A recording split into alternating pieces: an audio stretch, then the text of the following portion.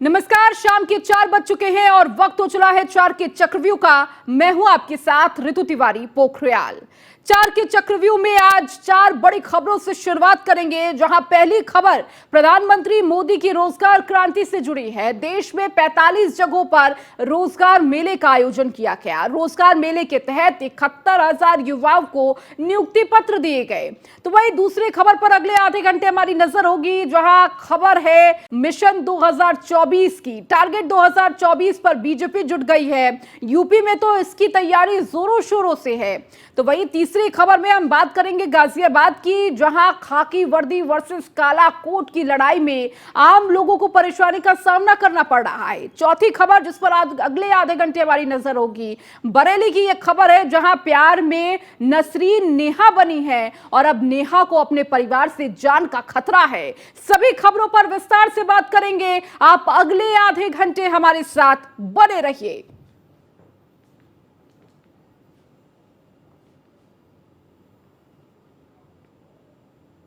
तो 4 बजे की 4 बड़ी खबरों पर बात करें उससे पहले ज्ञानवापी मामले से जुड़ी इस वक्त की बड़ी खबर सामने आ रही है। पूरे ज्ञानवापी परिसर की एएसआई जांच की मांग मंजूर कर ली गई है। तो कोर्ट ने याचिका मंजूर की है।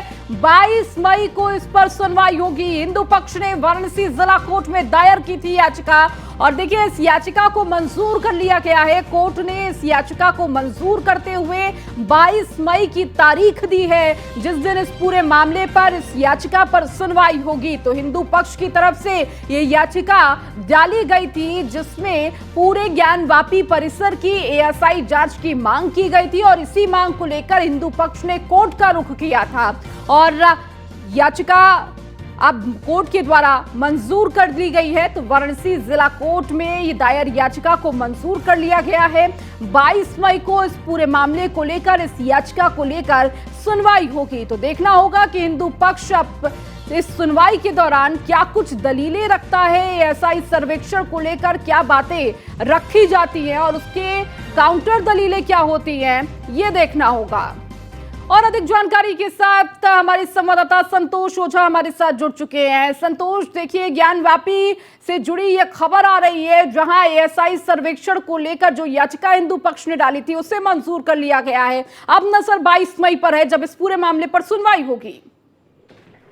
देखिए, निश्चित तौर पे ये एक बड़ी कार्रवाई कही जाएगी, या ये कहा जा सकता है कि बड़ा कदम होगा।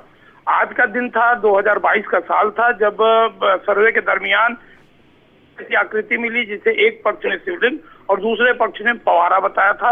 और उसी के दरमियान आज लोगों ने, संत समाज ने, वकीलों ने और साथ ही साथ वादियों ने एक साथ न केवल वहां जाकर पूजा दर्शन किया, बल्कि खुशियां मनाते हुए प्रसाद के रूप में मिठाइयां बांटी। तो समझा जा सकता है कि ये मांग निश्चित तौर पे अपने आप में खास इस बात के लिए होगी, क्योंकि मंदिर में सर्वे का जो दौर था वो याद होगा था सभी दर्शकों को और आपको भी, कि निश्चित तौर पे जो कलाकृति मिल रही थी, स्वास्थ्य के निशान, पुष्प के, कमल पुष्प का निशान, ये साफ साफ जाहिर करता है कि ये मंदिर कभी देवस्थल हुआ होगा और वो सनातनी देवस्थल रहा होगा जी। सकता है कि पूरे मंदिर का सर्वे और पूरे मंदिर के एएसआई की सर्वे अपने आप में न केवल खास है, बल्कि ये सारे बातों से परत उठा दी जाएगी कि ये मंदिर कितनी पुरानी है, इस मंदिर क्या है, निर्माण काल क्या रहा है, और इन्हीं के साथ जो दावे हैं, चाहे वो पक्ष के हो या फिर विपक्ष हो, उन्हें किसी को बल और किसी को निराशा मिलेगी।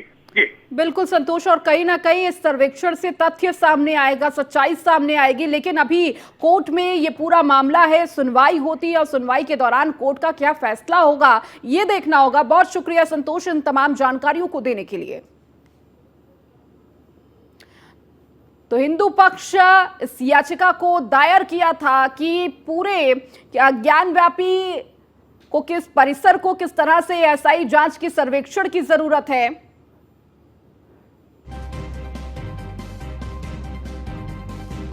तो हमारे साथ हिंदू पक्ष के वकील विष्णु शंकर जैन हमारे साथ जुड़ चुके हैं। विष्णु जी, बहुत स्वागत न्यूज वन इंडिया पर।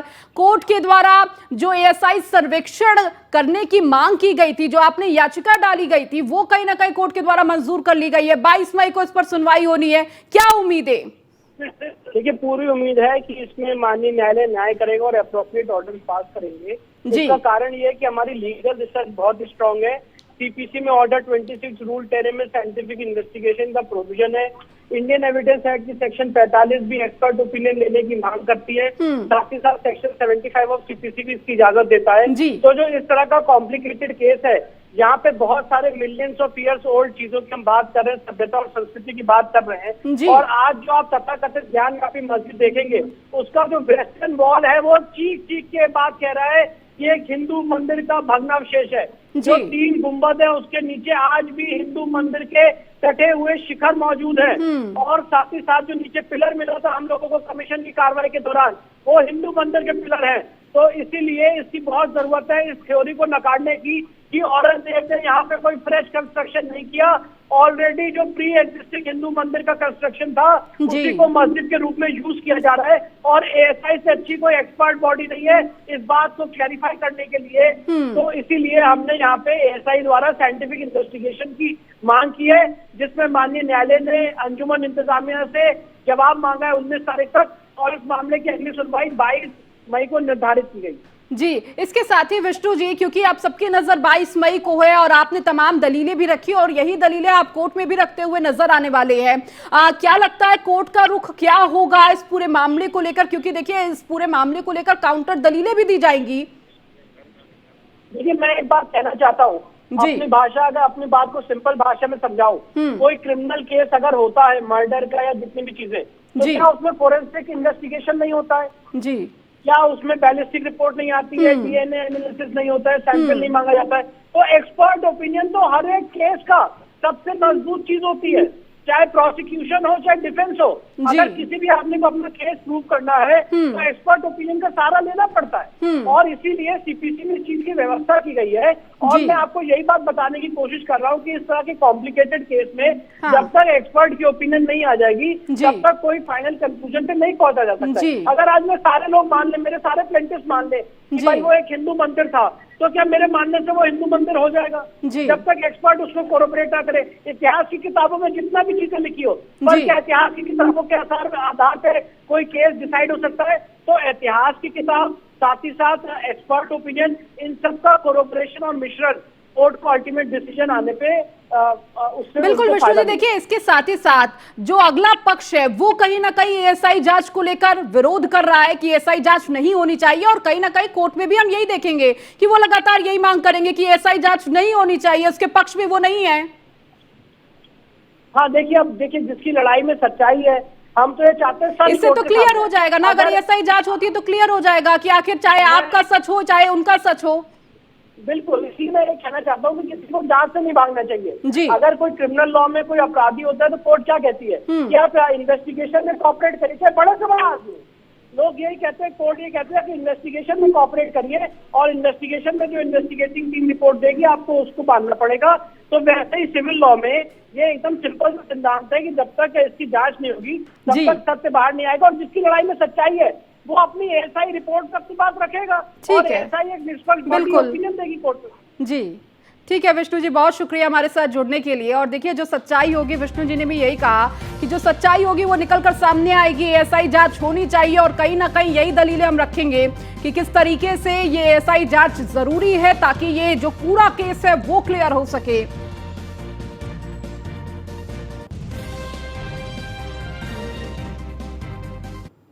और इस बीच फतेहपुर से ये बड़ी खबर आ रही है, जहां दर्दनाक सड़क हादसा नजर आया। टैंकर और ऑटो की टक्कर में 8 की मौत हो गई है, 2 बच्चे घायल बताए जा रहे हैं। हादसे के बाद टैंकर चालक फरार हो गया है। घटनास्थल पर पहुंची पुलिस टीम। जहानाबाद के चिल्ली मोड़ की ये पूरी घटना है। तो टैंकर और ऑटो की ये टक्कर देखने को मिली है। 8 लोगों की इस दौरान मौत हो गई है। हादसे के बाद टैंकर चालक फरार हो गया है। जहानाबाद के चिल्ली मोड़ की ये पूरी घटना है। हालांकि घटनास्थल पर पुलिस पहुंच चुकी है। पुलिस टीम पूरे मामले की जांच कर रही है। 2 बच्चे घायल बताए जा रहे हैं, जिन्हें तुरंत अस्पताल में भर्ती कराया गया, और जिन लोगों की दर्दनाक मौत हो गई है उनके शव को पोस्टमार्टम के लिए भेजा गया है।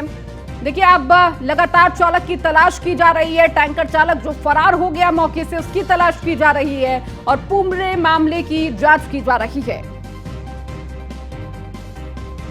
जहानाबाद के चिल्ली मोड़ की ये पूरी घटना है। फतेहपुर में ये दर्दनाक सड़क हादसा सामने आया है। जहां टैंकर और ऑटो की ये टक्कर जिसमें 8 लोगों की मौत हो गई है। 2 बच्चे गंभीर हालत उनकी बताई जा रही है, घायल हैं। हादसे के बाद टैंकर चालक फरार हो गया है। और अधिक जानकारी के साथ जितेंद्र हमारे संवाददाता हमारे साथ जुड़ चुके हैं। जितेंद्र, इस पूरी घटना को लेकर क्या जानकारी अभी मिल पा रही है, क्या स्थिति? तो जितेंद्र से हमारा संपर्क टूट गया है, लेकिन बड़ी खबर आपको फतेहपुर से दे रहे हैं, जहां पर टैंकर और ऑटो की ये टक्कर देखने को मिली है। 8 लोगों की इस दौरान मौत हो गई। हादसे के बाद टैंकर चालक फरार हो गया है। हालांकि पुलिस मौके पर पहुंच गई है और 2 बच्चे घायल भी बताए जा रहे हैं, जिन्हें तुरंत अस्पताल ले जाया गया। घटनास्थल पर पुलिस टीम मौजूद है। फतेहपुर में ये दर्दनाक सड़क हादसा, टैंकर चालक की तलाश पुलिस कर रही है, लेकिन इस हादसे में 8 लोगों की मौत हो गई है। 2 बच्चे घायल बताए जा रहे हैं, जिन्हें तुरंत अस्पताल में भर्ती कराया गया। तो हादसे के बाद टैंकर चालक मौके से फरार हो गया। तो घटनास्थल पर पुलिस मौजूद है, जहां शवों को पोस्टमार्टम के लिए भेजा जा रहा है। जहानाबाद के चिल्ली मोड़ की यह पूरी घटना है।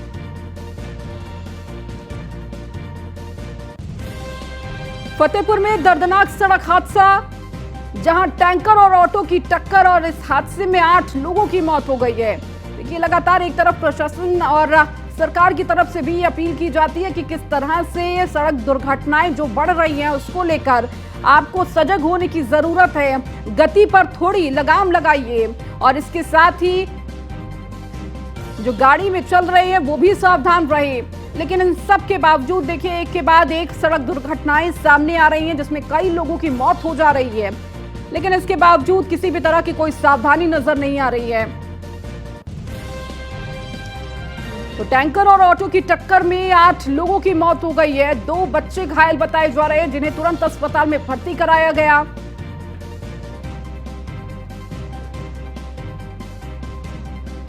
तो घटनास्थल पर पुलिस टीम इस वक्त मौजूद है। वहीं टैंकर चालक मौके से फरार हो गया, जिसकी तलाश अब पुलिस कर रही है। जहानाबाद के चिल्ली मोड़ की ये पूरी घटना आपको बता रहे हैं, किस तरह से सड़क दुर्घटना यहां हुई है। और अधिक जानकारी के साथ जितेंद्र हमारे संवाददाता हमारे साथ जुड़ चुके हैं। जितेंद्र, अभी इस पूरी घटना को लेकर क्या जानकारी और अधिकारियों की तरफ से अभी तक क्या कुछ कार्रवाई? जी देखिए, इस तरीके से हादसा बताया जा रहा है। जहानाबाद से ऑटो में सवार लोग जा रहे थे, जो दूध के टैंकर से टकरा जाता है, जिसमें 8 लोगों की मौके पर ही मौत हो जाती है, जो बताया जा रहा है वहाँ पर। और 2 लोग गंभीर रूप से घायल हुए हैं, जिनको अस्पताल के लिए भेजा गया है, रिफर किया गया है, लेकिन 8 लोगों की मौके पर मौत हो जाती है। हादसा बड़ा खतरनाक है, क्योंकि सीएनजी का ऑटो बताया जा रहा है, जिस वजह से उसमें हादसा हुआ। और बाकी मौके पर पता चलता जी। ठीक है जितेंद्र, बहुत शुक्रिया इस जानकारी को देने के लिए।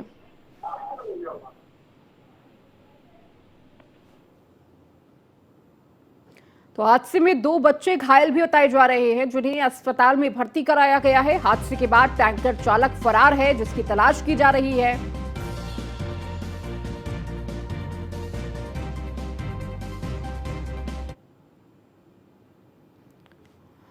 तो फतेहपुर में यह हादसा और ये तस्वीरें भी आपको दिखा रहे हैं किस तरीके से यह हादसा हुआ, किसकी लापरवाही से 8 लोगों की जान गई है।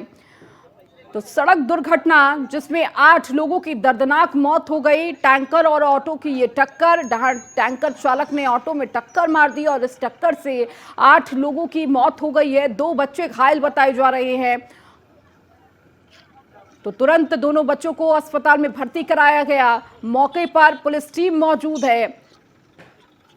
तो लगातार सड़क हादसे एक के बाद एक सामने आ रहे हैं। तमाम सतर्कता बरतने की अपील करने के बावजूद किस तरह से ये हादसे बढ़ते जा रहे हैं। तो टैंकर चालक की एक तरफ तलाश भी की जा रही है, मौके से वो तुरंत फरार हो गया। और ऑटो में मौजूद सभी लोगों की किस तरह से मौत हो गई। 8 लोगों की इस हादसे में जान चली गई। वहीं 2 बच्चे भी मौजूद थे जो घायल बताए जा रहे हैं। हालांकि उनकी स्थिति अभी गंभीर है, उन्हें तुरंत अस्पताल ले जाया गया। और जितेंद्र लगातार हमारे साथ जुड़े हुए हैं। जितेंद्र, जिस तरह से ये दर्दनाक हादसा सामने आया है और अभी पुलिस के द्वारा क्या कुछ कहा जा रहा है, क्या परिवार वालों को सूचना दे दी गई है और 2 बच्चे जो गंभीर हालत बताई जा रही है जिन्हें अस्पताल भर्ती कराया गया है, उनकी क्या कुछ स्थिति है? जी देखिए, मैं बता दें कि जिस तरीके से जानकारी वहां से निकल के आ रही है, अभी 8 मौतों की पुष्टि जहां तक हो चुकी है, 1 मौत की और पुष्टि आ रही है, लेकिन अभी कंफर्म नहीं कर सकते इसको।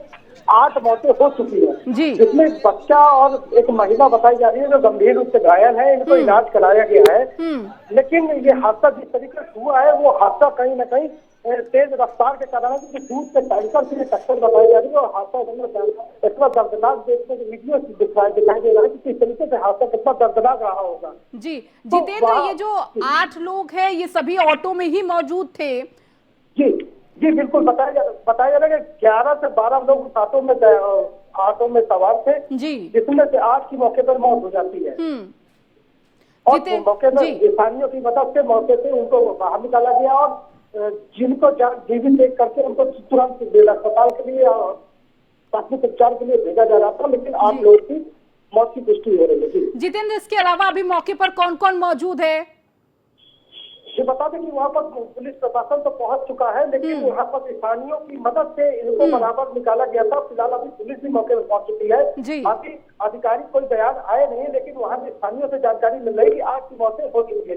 जितेंद्र, इसके अलावा जिस टैंकर चालक का जिक्र किया जा रहा है जिसकी वजह से यह हादसा बताया जा रहा है, क्या अभी तक उसका कुछ पता चल पाया है? बताया जा रहा मौके से ही फरार हो गया। बिल्कुल जानकारी मिलती, जिस तरीके हादसा हुआ था वो घटना करते हुए तेज भाग रहा है, उसको स्थानियों ने पकड़ने की कोशिश की है। फिलहाल पुलिस के द्वारा उसको सूचना की जा चुकी है। अगर वो गिरफ्तार, पुलिस का कहना है कि जल्दी उसको गिरफ्तार किया जाएगा। ठीक है जितेंद्र, बहुत शुक्रिया। और देखिए तेज रफ्तार का कहर किस तरह से देखने को मिला है, टैंकर और ऑटो के बीच ये टक्कर जिसमें 8 लोगों की जान चली गई है। लगातार आपको तस्वीरें भी दिखा रहे हैं किस तरीके से ये हादसा हुआ है।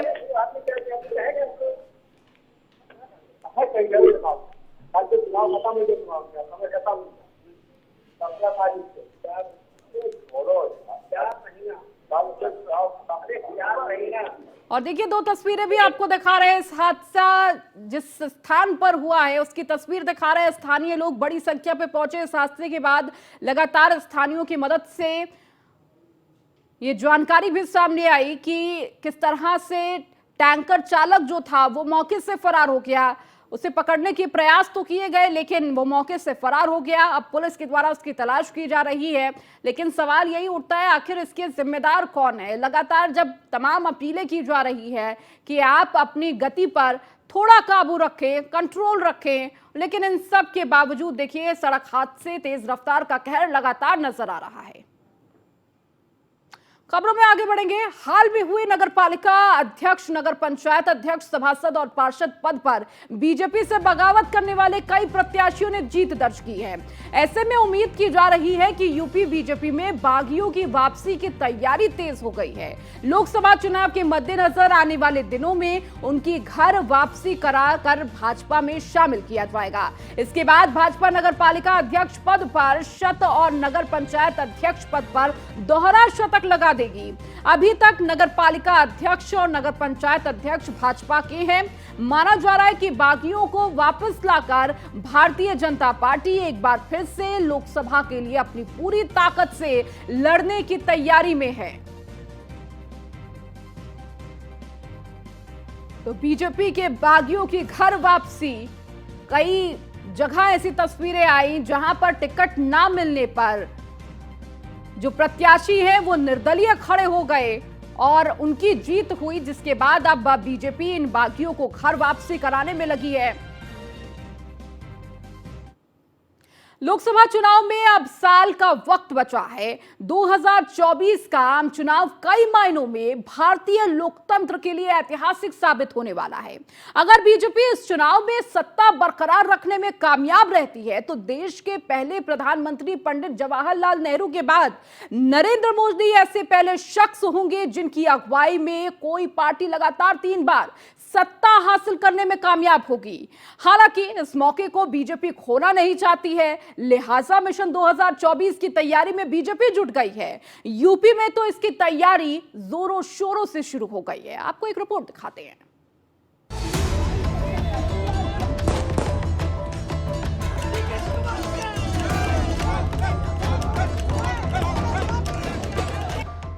एक तरफ कर्नाटक में हार तो दूसरी तरफ यूपी निकाय चुनाव में प्रचंड जीत। गम और खुशी के बीच बीजेपी मिशन 2024 की तैयारी में जुट गई है।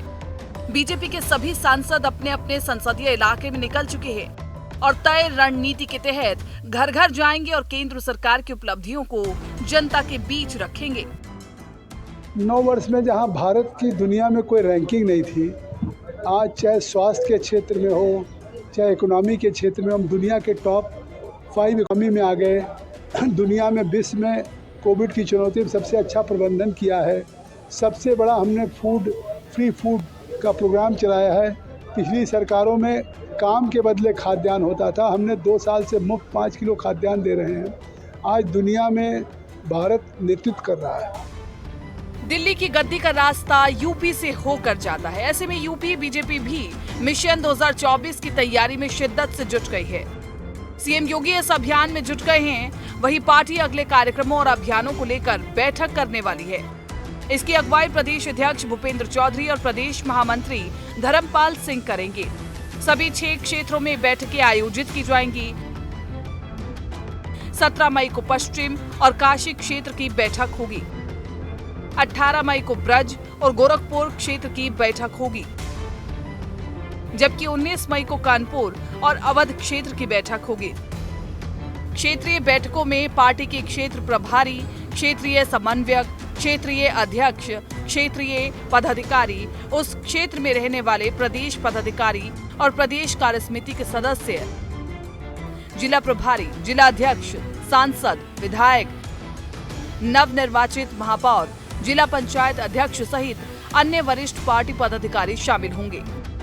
अपनी तैयारी के तहत बीजेपी मिशन 80 में जुट गई है। Deputy CM Keshav Prasad Maurya UP की सभी 80 सीटों को जीतने का दावा भी कर रहे हैं। चुनाव तो लोकतंत्र में आते ही रहते हैं। जब एक चुनाव हो जाएगा, दूसरे चुनाव की तैयारी में लगना, ये हमारी पार्टी का लगातार से प्रयास रहा है। तो 2023 जीत चुके हैं, तो 2024 में देश में फिर से माननीय मोदी जी के नेतृत्व में सरकार बनाने के लिए तैयारी में जुट गए। पूरा हिंदुस्तान 9 वर्ष सरकार के पूरे होने पर माननीय नरेंद्र मोदी जी को बधाई दे रहा है, प्रधानमंत्री जी को बधाई दे रहा है और देश की जनता आशीर्वाद दे रही है और चुनाव की प्रतीक्षा कर रही कि कब चुनाव आवे, कमल की बटन दबावें, फिर से माननीय मोदी जी को देश का प्रधानमंत्री बनाऊं। वहीं यूपी की कैबिनेट मंत्री बेबी रानी मौर्य भी पीएम मोदी को गिफ्ट में साल 2024 में यूपी से 80 सीटें देने की बात कह रही है। 2024 की तैयारी है ये, और हम अपने 17 नगर निगम जीते हैं और जनता ने विश्वास जताया है भारतीय जनता पार्टी पे। और ये जो हमारा नारा है, सबका साथ, सबका विश्वास और सबका विकास, उसके आधार पर हम जीते हैं। हम और अधिक काम करेंगे गरीबों के लिए, दलितों के लिए, महिलाओं के लिए, किसानों के लिए। 2024 भी जीतेंगे, बिल्कुल तोहफा देंगे उन्हें। 80 में से 80 जीतेंगे। जैसे 17 में से 17 मेयर जीते हैं, इसी तरह 80 में से 80 सांसद जीतेंगे और प्रधानमंत्री बनाएंगे मोदी जी को। 2019 लोकसभा चुनाव में यूपी की 80 में से बीजेपी को 62 और सहयोगी पार्टी अपना दल को 2 सीटों पर जीत मिली थी। 16 सीटों पर भगवा दल को हार का स्वाद चखना पड़ा था। हालांकि उपचुनाव में आजमगढ़ और रामपुर सीट भी बीजेपी के खाते में आ गई है, लेकिन इस बार बीजेपी बाकी हार वाली सीटों को जीत के स्वाद में बदलने की तैयारी में है। हालांकि बीजेपी नेताओं के दावे की हकीकत 2024 में देखने को मिलेगा। Bureau report, news 1 India.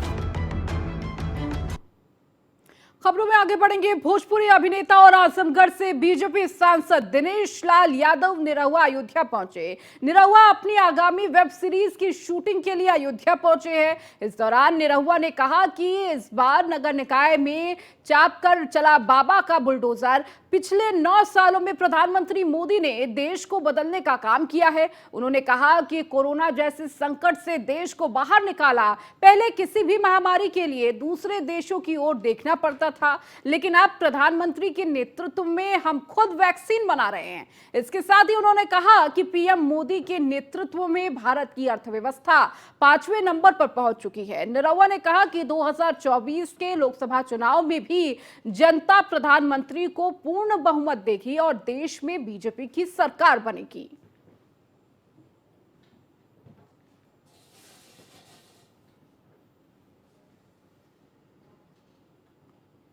चलिए इस बुलेटिन में फिलहाल इतना ही। बने रहिए न्यूज़ 1 इंडिया के साथ।